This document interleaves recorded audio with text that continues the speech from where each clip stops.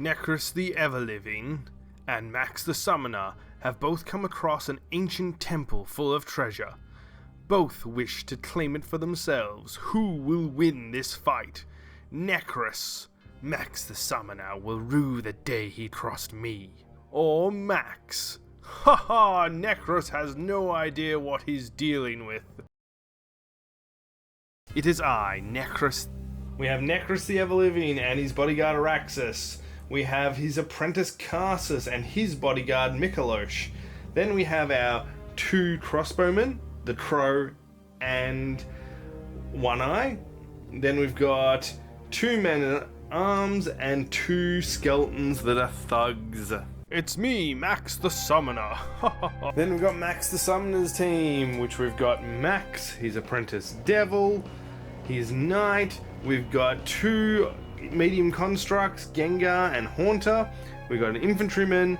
We've got our tracker, Soul. We've got two dogs. And finally, we have our greater demon.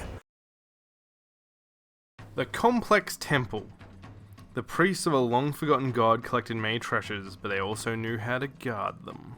You set up by setting up 6 columns, but in this one we have set up 5. Each time a column is destroyed, it drops a treasure. This treasure can be automatically picked up by the person who destroyed the column. Roll for treasure as normal. The experience points gained are normal, except for the following. If a wizard fights a column, 30 extra experience. If a apprentice fights a column, 20 extra experience. Now we may move into the starting phase. So we have our first army, the Everliving, led by Necris and his apprentice Karsus, and they are set up as so. Then we have our summoners, which is Max and his apprentice Devil, and they are set up on the other side of the table as so. We also have our spell successes, spell fails, kills for each team that we'll be keeping track of. Except, of course, I forgot to keep track of kills because I'm an idiot. Alright, so we start with round 1. Okie dokie. Roll for initiative. 20. The winner of the initiative is Necris's Everliving. So Necris activates, and he moves up, and he casts Fleet Foot onto Araxis. Then Araxis, Men-at-Arms 2, and Skeleton 3 move up to support Necris. So they all double move on this one. Then we have Max the Summoner's turn, who moves up, then casts Teleport, and reappears touching this column. He is not allowed to teleport into combat, so he is effectively slightly out of. His backup of Haunter, Soul, and Dog number 1 all move up. Then it is Apprentice phase for the Everliving, so Karsus moves up, and he casts Fleet onto Mikalosh. However, he has to sacrifice 3 of his health to successfully cast it. Then we have Mikalosh and Men-at-Arms number 1 move up to assist Karsus, and we have Skeleton 5 move around the outside. Then we have our friend One Eye move up, and he shoots at Dog number 2. Alright, One Eye here is going to be shooting at the dog of Max the Summoner. Now roll. 18 and a 1. Alright, so 18 is enough to hit because 18 beats 1. So then I add 2 for my guy's shoot value, which puts him on 20, and then plus 2 damage, so that's 12 damage to the dog. And manages to take it out. Dog number 2 is gone off the battlefield. We'll see if he survives after the game. Finally, the Crow moves up and shoots Soul the Tracker, however he misses. Then the Demon and the Infantryman move up, and that is the end of round 1. So we move into round 2. Roll our initiative again because there's no monsters. 6. 1. Count Vamps is the winner again. So let's start with Necris and his bros. Round 2. Necris once again comes out on top in the initiative game and moves forward. He moves up to the column to attack it. Necris attacking this column. And then Kid Vamps is going to roll for the column. So it gets +0 to the dice roll. 10, 19. That's still a win for the column. And that's, what? 8 points of damage. So I'm on 9. However, the column brutalizes him and he takes 8 points of damage. Araxis, unperturbed, moves over to the next column and absolutely wipes the floor with it, dropping a treasure. Araxis chooses not to pick it up. He will get someone else to come do it. Then the Man-at-Arms moves up to assist Necris. Crow moves across and shoots at the demon. Crow here to shoot at the demon. Because may as well stack some damage on this guy. 10. 9. 6. No, it's 6. The dots. Oh, yeah. Yeah, alright, so that is a hit. Now, it's not a lot of damage. Dealing 1 point of damage to him. Haunter moves over with Max, and Max goes to cast Curse onto Araxis. So we're casting Curse on Araxis here. And what do you need? Oh, well, no, definitely. Alright, so you got... 14. So your guy will take 3 points of damage from that. Dog number 1 then attacks the column and takes 3 points of damage in return. These columns are vicious. Finally, Soul moves in and he hits the column. Our tracker friend here is attacking the pillar. 11 for me. And 15 for you. That's enough. And manages to destroy the column and immediately picks up the treasure, but with his shiny new gold ring. Skeleton number 5 moves in and picks up the treasure, and that is his turn. And a boar appears on the side of the battlefield in response of the treasure being taken. Mikolosh moves up, followed by Karsus. He will cast Bone Dart at Haunter. So, but first I gotta see if I can actually successfully cast Bone Dart. So, I need a 9 or better. Well, I rolled a 20, so I wish I had rolled that on the attack. That would have been much better. Karsus is shooting his Bone Dart at Haunter. So Bone Dart is a dart attack that attacks at +5. So 12, 3, so it's a miss anyway. Finally, Devil moves up and attempts to cast Curse on the boar. However, he fails and takes 2 points of damage. Gengar and the Knight move forward. Skeleton number 3 moves up. He attacks the column. However, for some reason, Man-at-Arms moved next, and he moved up to assist, but then we have the combat of Skeleton number 3 versus the column, and he takes an ungodly amount of damage, 7 points. Columns are just ripping people up. One Eye then activates, and he shoots at the demon. So, One Eye down here is going to shoot at the demon. 17. 6. That is a hit, so this time it's a bit better. So +2 is 19, plus an additional 2 for the crossbow is 21. 21 minus 12 is 9, so 9 points of damage to the demon. Finally, the demon and the infantry move in together to take on this last column. Demon is attacking the pillar. He's going to teach that pillar a lesson. Are you going to bring a guy in to help? Yep. 3. +5. Yeah, but 18. Oh. It would be... So that's 6 points of damage. I think that takes the demon out. Don't worry, he'll be back. He'll get over it. Finally, the boar moves into combat against Gengar. However, it is a draw, even though the boar does win. He deals no damage. Have you been traveling through the city of Falstaff by yourself? Well, the good news is that you can join Count Vamps on his journey by liking and subscribing. I know I would. Round 3. 12. No!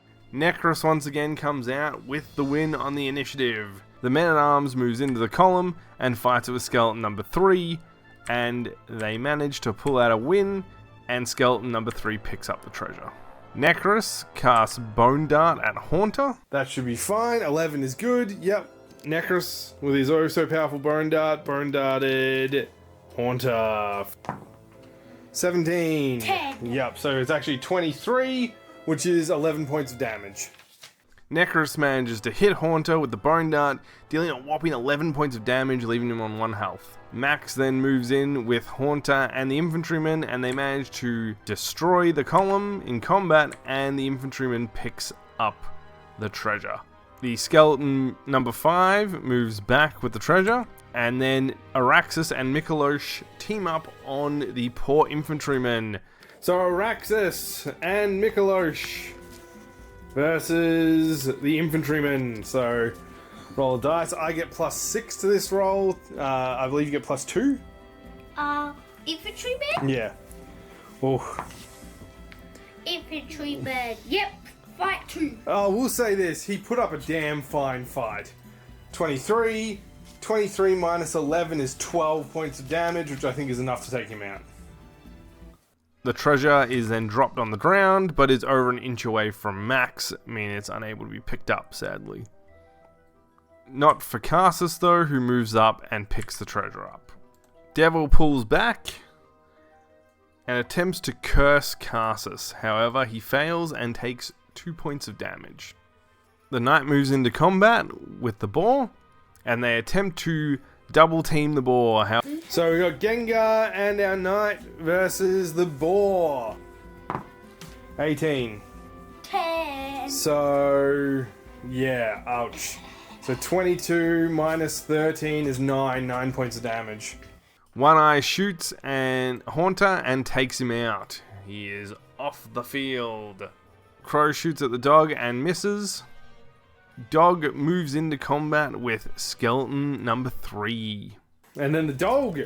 What's the dog doing? So he was about there. He's gonna go away. Okay, he's gonna attack my thug, skeleton number 3. Finally, Soul moves back with the treasure. Then we have the boar fight. The boar manages to win, but deals no damage. Round 4. 8 and 6. Yep. Mine bounced off yours. If you want to re-roll yours, you can. Yes. Like, cause 12. yep. Max wins this, and he gets to go first. So Max opens. He attempts to cast Curse on the column and succeeds. He then moves into combat with the column, but does not fight. And I'm also going to move Necris in. Now, I'm not going to take my bonus from my thug because I want him to be able to move after the fight. So, 9. Flee! Yeah, alright, so 9 plus 5 is 14, plus an additional 2 from the guy. Oh, -1 damage because of the staff, because I would have got +1 to hit, but -1 damage. So just wait, so 5, 14, 16, 15, so that's 5 points of damage to the dog. And slays it, which allows the skeleton number 3, who did not fight, to move away. Devil tries to cast Curse onto Mikolosh, however he fails and takes 3 points of damage, then moves into the column. Cassus tries to teleport, but fails and takes 3 points of damage, however he just moves under his normal foot speed to get away. The others move in to cover Cassus's retreat. Soul shoots at Araxis and misses. Then we have the boar combat. Oh yeah, Gengar's gonna be fighting this time. Activate. 10. 15, there we go. Okay, so 15 plus 4 is Plus 3. 19 plus 4.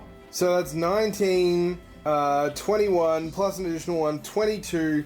12 points of damage. That's what boar's health are, and they have defense 10, so the boar's gone. And finally, they managed to take the boar out this turn, so congratulations, you guys. Crow and One Eye both shoot at Soul, but manages to miss. Soul also moved away. And so did the skeleton, number 5. Skeleton. Round 5 is a short round. Necris wins again. He moves back, and he casts Fleet on Cassus. Since there wasn't much else that happened, I will just paraphrase the turns. Everyone on Necris' side moved back. Max's side managed to destroy the column and win the fight, and they all moved back and retreated. Necris, the Everliving, and Max the Summoner came to an accord. They would both leave with what they currently had. Now, let's talk about what happened in the aftermath. So the Everliving, with their experience, managed to get a total of 265, which was enough to level Necris up 3 times because he had a bit of change on his last one. Treasure, he got the Cloak of the Night, a Grimoire of Heal, which he sold to Max for 250 gold, 150 gold crowns. He made a Fleet of Foot Scroll with a successful roll. He made a Preservation Potion that he sold, and he made 450 extra gold in those sales. So finally he leveled up, and he went +1 to health, +2 to Fleet of Foot. Then we have the Summoners, Max's team. The experience Max got, total 235. Treasure, he got a +1 to shoot bow, Boots of Speed, which went to his knight, 60 gold crowns, and he failed to brew and animate a golem. Finally, he got 2 levels from his level up, +1 to fight, and +1 to animate construct. And that is all we've got. It seems that I have once again gotten away with more of the treasure. However, that fool Max managed to pull a few extra chests out of the columns. It matters not. I have nothing but books to sell now, as most of the treasure was useless to me. While I was at the market, however, Max bought the book that I had discovered. I will continue looking for more information on my undead creation process, but otherwise, I am overall satisfied with the outcome. Necris thinks that he's got one over on me. Ha ha ha! But at the end of the day, all my men survived with a slightly injured dog. I managed to pull a new book off Necris when we traveled to the market. It seems like he doesn't need the heal book, and I have no problem taking it off his hands. The more power he gives me, the more chance I have to take him by surprise.